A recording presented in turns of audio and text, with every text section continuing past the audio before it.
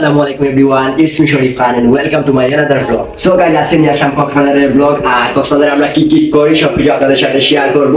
তো আপনারা ফুল ব্লগটি কন্টিনিউ করবেন। বেশি কথা না বলে এখন বেরিয়ে পড়বো। আর আমি আজকে একা যাচ্ছি না, আমার সাথে আমার ফ্রেন্ডরাও যাচ্ছে। তো তাদের সাথে গিয়ে দেখা হচ্ছে।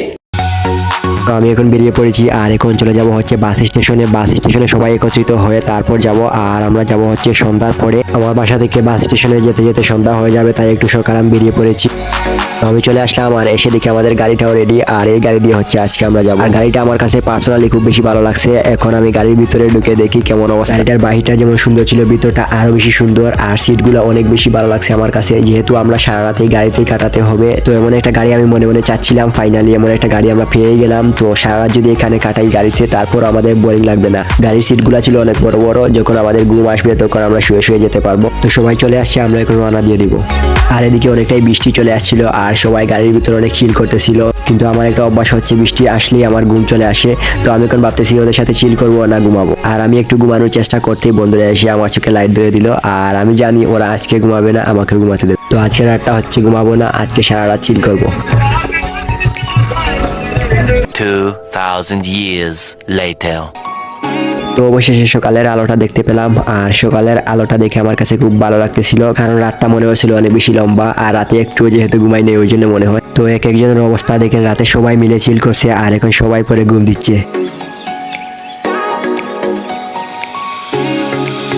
সো ফাইনালি অনেক লম্বা জার্নি করার পর আমরা এসে পৌঁছে গেলাম। তো প্রায় 14 থেকে 15 ঘন্টা আমাদের গাড়িতে থাকতে হয়েছে, অবস্থা পুরাই খারাপ। আর এদিকে অনেক বেশি গরমও পড়েছে, অতিরিক্ত গরমের কারণে আরো শরীর ক্লান্ত লাগতেছিল।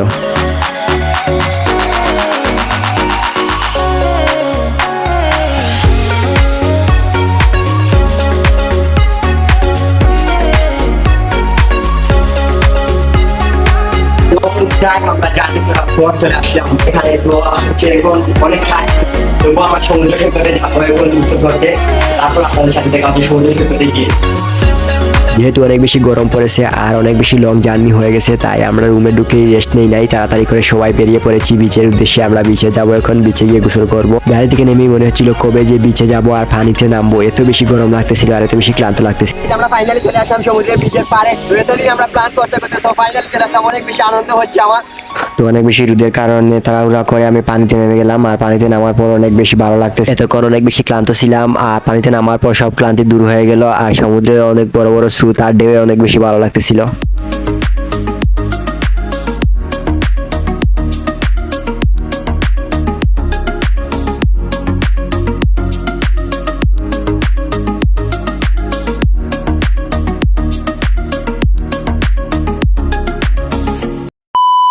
রুমে গিয়ে ফ্রেশ হয়ে খাওয়া দাওয়া করে আবারও বিচের পাড়ে চলে আসলাম বিকালের ভিউটা নেওয়ার জন্য। আর বিকালবেলা বালুর মধ্যে হাঁটতে অনেক বেশি ভালো লাগতেছিল, যেহেতু একটু রোদ ছিল না। এখন সূর্য অস্ত যাওয়ার সময়, আর সূর্যটা ডুবে গেলেই রাতের অন্ধকার নেমে আসবে। আর রাতের ভিউটা আপনাদের সাথে শেয়ার করব। আর রাতের অন্ধকার নেমে আসতে যেন অন্যরকম একটা ফিলিংস উপভোগ করলাম। এক এক সময়ের এক এক ভিউ সব মিলে অনেক বেশি ভালোই লাগতেছিল। সন্ধ্যাবেলার বাতাস আর অনেক বড় বড় ঢেউয়ের আওয়াজ, আমার মনে হয়েছিল যে এখানে থেকেই যাই।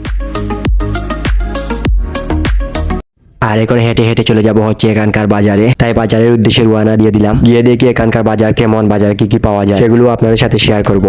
চলে আসলাম বাজারে। আর এখানকার বাজারে অনেক কিছু বসেছে, কিন্তু বেশিরভাগ জিনিসই ছিল ঝিনুক দিয়ে তৈরি। যেহেতু এখানে সবসময় ঝিনুক পাওয়া যায়, তাই ঝিনুক দিয়ে তৈরি জিনিসটাই বেশি ছিল। তাছাড়াও কসমেটিক্স এবং কাপড়ও ছিল।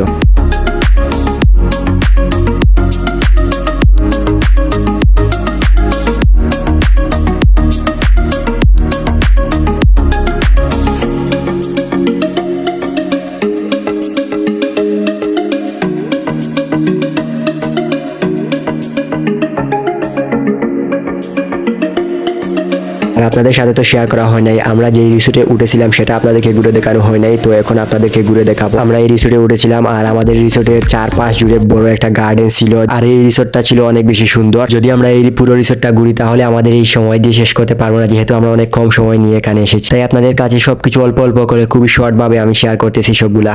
তারপর আবার আমরা চলে আসলাম বিচের পাড়ে। আর আগেই বলেছি আমরা খুব কম সময় নিয়ে যেহেতু এখানে এসেছি, তাই আমাদের রুমে থাকতে একদমই মন বসছে না, শুধু বাইরে ঘুরতেই মন চাচ্ছে। তো আমি আর কামরান মিলে রাতের বেলা এখানে বিচের পাড়ে মহল বানাচ্ছিলাম।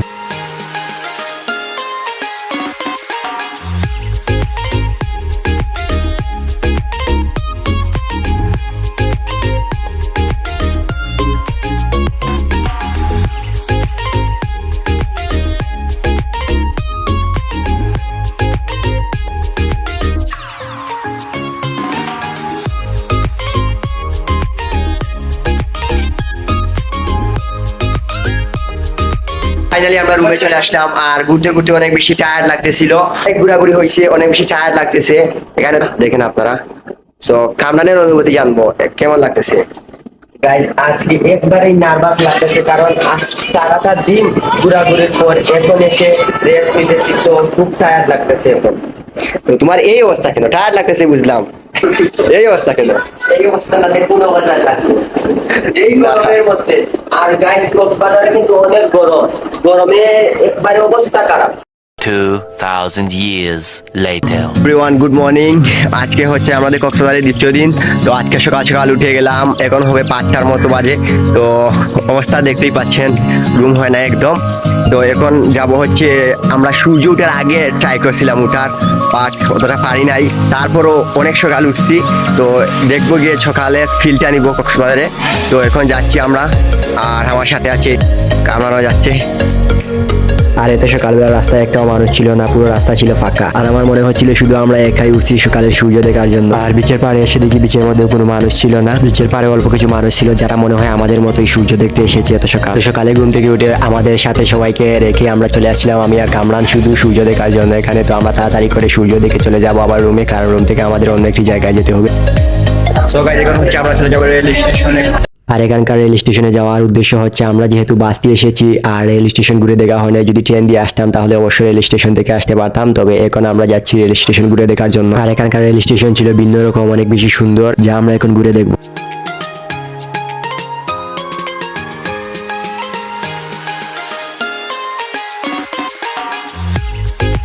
অনেক বেশি গরম পড়েছিল, অনেক বেশি রোদ ছিল, আর বন্ধুরা সবাই ফটোশুট নিয়ে ব্যস্ত ছিল। আর আমি এদিকে হেঁটে হেঁটে রোদের মধ্যে ব্লগ বানাচ্ছিলাম। যদিও রোদের মধ্যে হাঁটতেছিলাম তবুও ভালো লাগতেছিল ভিন্ন কিছু দেখতে পেরে। তো আমরা এখানে কিছুক্ষণ ঘোরাঘুরি করব, তারপর রুমে চলে যাব। রুমে চলে যাওয়ার পর খাওয়া দাওয়া করে বিকালে চলে যাব হচ্ছে ইনানি বিচ ঘুরতে।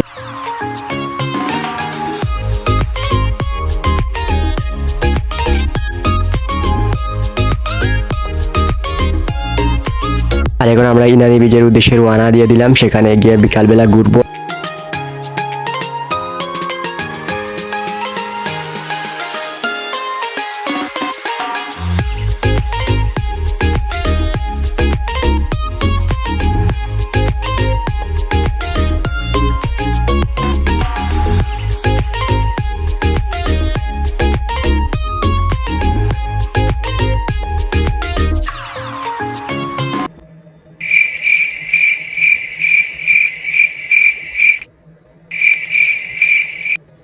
তো ফাইনালি আমরা চলে আসলাম ইনানি বিচ। প্রায় 1 ঘন্টা গাড়িতে ছিলাম, 1 ঘন্টা সময় লাগছে আমাদের আসতে।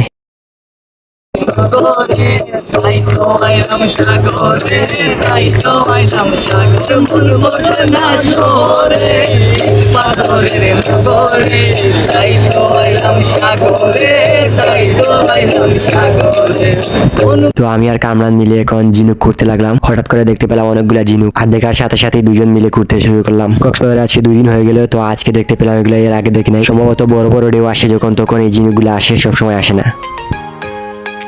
সো গাইস দেখতে দেখতে আমাদের কক্সবাজারের আজকে লাস্ট দিন চলে আসলো। তো আজকে বিকালে হচ্ছে আমরা চলে যাব। সকাল সকাল উঠে আবারও শেষবারের মতো বিচের পাড়ে চলে গেলাম আমরা, আর মন ভরে সবাই ফিল নিয়ে নিলাম। যেহেতু আজকে চলে যাব, আর কবে আসবো না আসবো সেটা ঠিক নেই। তবে আমাদের আরো একটা স্পট ঘোরার বাকি আছে, তো এখান থেকে বাসায় যাওয়ার আগে পতেঙ্গা বিচে যাব।